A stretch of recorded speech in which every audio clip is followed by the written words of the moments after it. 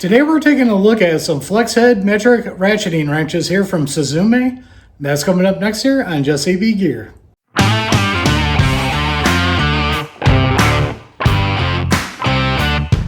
Welcome back everybody, and don't forget to like, share, and subscribe. Hit that notification bell, leave a comment down below if you like videos like this.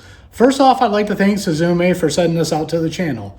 What we're going to do in this video is I'm going to open this up, show you guys these, tell you some of the features about it, and then what we're going to do is we're going to test them out, tell you my opinion on it. Now, I have used these a couple of times, as always in my videos. I don't just get a product and go, hey, this is a great thing right out of the box and I never used it. I don't do that in my videos. I try to test out the tools before I do a video on them. If I don't, I let you guys know so you can make an informed opinion about it. So let's go ahead. And like I said, thanks to Suzume for sending these out for a video. Let's go ahead, get it on the table and take a look at them. Now let's go over some of the features about this. This is a 12-piece flex head ratcheting wrench set. Really like that about it. And then we're going to skip down here. The one thing I really like about this, you got 8, 9, 10, 11, 12, 13, 14, 15, 16, 17, 18, 19. No skips. That is a huge deal to me to have no skips. Now this is a 70 tooth design. It is made of chrome vanadium. And then you can see here, we do have the 180 degree ratcheting head on these, which is very nice. So now let's go ahead and open them up and take a look at them. Now, before we open them, I'm going to tell you right now, one negative I have on here is I actually broke the mechanism to open this. Not a very good design on the opening this. But what I do want to show you is we're going to flip this up. And what I do like about it, if I can get my fingers in there, is you can remove this. And you can remove the handle or keep the handle on. And there's a spot to hang right here to hang on the handle. But also on the back of this tray, you got different ways to mount it right there. And that's very nice with this tray. Just wanted to show you guys that before we go any further. Now what I do like is I can see right here all the different sizes. This one is not pushed down all the way, but you can read the sizes right down here. I really like that about that. And you can almost do it on both sides. On the smaller ones on this side, they're on the inside. And then on the bigger ones, they go to the outside. All right, now that we're done looking at the tray they come in, what I want to take a look at here is this 19 millimeter. And you can see they got their name lasered in there. And then they got the etching real nice on the 19. Same on the back, chrome vanadium. And you can see real good on that. Don't feel like much back drag on this one. Seems pretty smooth. Now let's check this head out here, because the big ones is usually where you're going to notice flopping on this. And it's not flopping around too much. It is moving, but not too bad. Now you can tighten this screw down right here with this if you want to tighten it down. But the problem is once you bottom this out, it's bottomed out. You're not going to get it any tighter. So one thing I want to look for in future videos with this is how tight this stays. And if it loosens up even with it bottomed out, that's going to be a true test to it. There's a look there at the open end on there. Open end looks very nice. Now let's take a look at the 17, because I've actually used this. I don't know if you guys can see some of the marks on there. This one has been used, and you can see a little bit of dirtiness over the name. Once again, this seems pretty smooth. I'll grab a couple of bolts here in a little bit, and we'll test the back drag out on it. You can actually see where I knocked some dirt out of it right there from using it. And then let's go and take a look at let's look at the 13. That's a mid-grade one. Once again, I just want to show you guys there is markings right there on this. This is another one I have used, just so you guys know. Now let's take a look at the flopping. Oh, that was pretty easy that way. So yeah, even on this one already, it seems like it's a little bit loose. Now this one here, you guys, if you follow my channel, you know I picked up a US General tool cart, which is sitting over there. And I pretty much use this ratchet to put that together. And I use it for a couple of other things. So that's why I grabbed it and wanted to do the test on it to see how floppy it was. And you can see there, it has loosened up. This one is going to be the most used one I had. Now let's check out the 8 millimeter here. That one is not moving at all. A little bit more back drag on this one, not bad at all though. So what I think I'm going to do is I'm going to grab a couple of bolts here real quick, and we'll do a test on it to see on fitment on a bolt, and then I'm going to roll in some footage after that of me using them. Now what I got here is a 16, a 13, and an 11, and what we're going to do is just check back drag and fitment. Now before we start, what I want to show for back drag, right here is one of my gear wrench X-beam ratchet wrenches. I've had this for probably 15 years. Absolutely love these ratcheting wrenches. Now what I want to demonstrate for back drag is I'm just going to turn this. You can see, you can hear it click and see it move. Get it back on the table here. And that's what I want to show you is a good example of back drag. So now what we're going to do is grab that 13 millimeter Suzume here, and we're going to see if we can even get it to click here. Make sure I'm going the right way. Okay, there you go, same direction. I've heard it click a couple of times there. Let's try it again. No clicks, no clicks, no clicks, no clicks, no clicks. So that tells me right there that this has got some back drag to it, even though when I go like this, it feels pretty good. It does have some back drag. I just want to show you guys that. Also, now let's look at fitment on this one. You can see right there. We'll just try to wiggle this around, but it's one that fits in there, and you can see it's a little bit loose.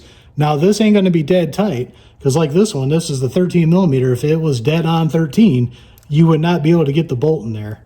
So now let's go to the open end part. Check that out. You can see a little bit of wiggle in there. Not too bad at all though. So I want to try it on a bigger one here. This one is a 16. I'm going to leave it right there. Check the back drag. You can see right there, it's just swinging. Right there is it turning, and you guys can hear it.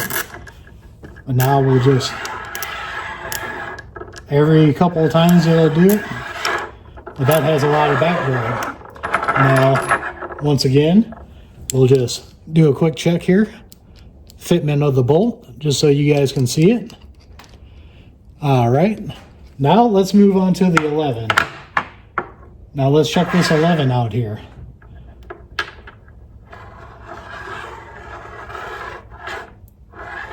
We got nothing on that. Let's check and see if this even ratchets. Huh. Interesting. So I'm going to leave this one sitting right here, and I'm going to roll in some footage of me using these wrenches on the car, and I'll be right back. Now we got the Suzume wrench here, and what I'm going to do on this is my daughter's car here, and I am doing the brake calipers on it, so I'm going to use this to take the brake hose off. And it popped that with no problem. So now what I got to do is I got to get a pan to put under here to catch the brake fluid, and I'll be right back. All right, now we're going to get this apart here using this wrench. I got it loose enough now to get this broken loose, but it did just fine for this. I'll come back when we need to turn it up or put it back on. Now I'm on the other side. We're going to take this brake caliper hose bolt out, and that'll finish my testing on this one, just so I can show you guys that I actually do use these tools in testing. So we're going to put it on here, break it loose. No problem at all. You can see ratcheting just fine. I'll even kick it over to the side here so we can use that part of it, so we know that you can do it in different angles. There we go. So now I'm just gonna get this out with my finger, but so far this one's working good. Seems pretty good.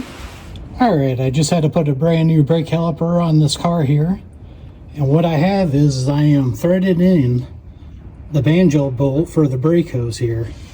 And watch this. Hear that? This bolt does not take a lot of torque at all. So who do we got here? Yes, that's that Suzume. I tell you guys right now, I am not very happy with this. There's no reason why this ratchet should break doing a banjo bolt that barely has any torque on it.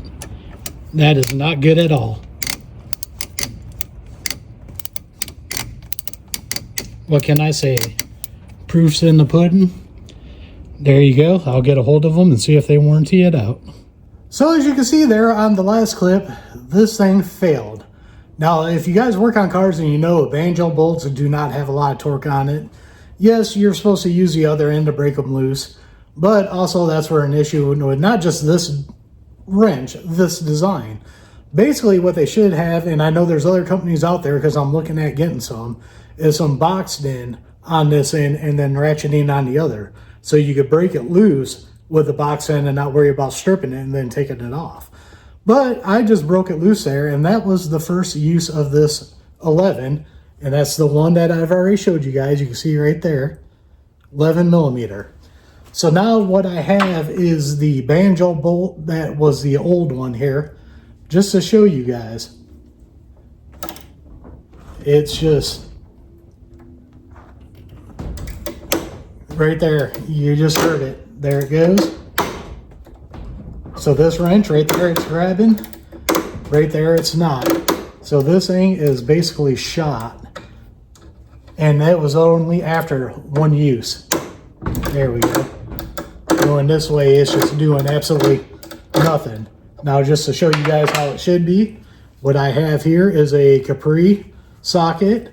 And this is on my Gen 2 Icon ratchet. Nice and smooth. And if I wanted to grab onto that to turn it, you can see it's grabbing and moving my table. So once again, just to show you guys, put that on there. That is what you call a fail. So what's my final thoughts here on the Suzume ratcheting flex head wrenches here? Well, let's go with the negatives. First negative, this flap. The locking mechanism sucked on it and it broke. Really not too impressed with that. I'm probably going to end up keeping these because, as you guys saw, one broke. So I think what I'm going to do is, like I said earlier, I'm going to take this flap off and I'm going to take the handle off. Is this going to go in my tool cart over here? No, it's going to go into my backup cabinet because one of them broke. And I did try to get a hold of Suzume. They haven't got back with me yet if they're going to replace that or not. I'll cut back in with you guys with either a shorts video or another long video, depending on how it goes, if they replace this or not. But that and that 11 millimeter break-in, those are the thumbs down on it. Now, what did I like about it? They do look very nice. The bigger ones have worked perfectly fine for me. It was just that number 11 one. And I know the smaller you get the teeth, the more likely they're going to break. I already know that. And I already know, like I said earlier, yes, I should have broke it loose with the other ones. But if you guys work on cars, you know that banjo bolts and calipers do not have a lot of torque on them at all. What I'll do is I'll leave a torque spec here if I can find it, just to show you guys that the torque spec is not that much and should not cause that to break. So once again, I would like to thank Suzume for sending these out to the channel. I will leave an Amazon link down below to these if you guys want to check them out, and if you want to take a chance on it, go ahead. It is an affiliate link that does help out the channel, but you saw my testing. I'll let you make your decision up on it if you want to spend the money on them. So while you're down there, don't forget to check out the other links down below. Down there, I have affiliate accounts that do help out the channel. That helps me buy tools to do videos on. Some got discount codes to save you guys money. Don't forget to like, share, and subscribe. Hit that notification bell. Leave a comment down below. We are One Nation Under God, and I'll see you all on the next one.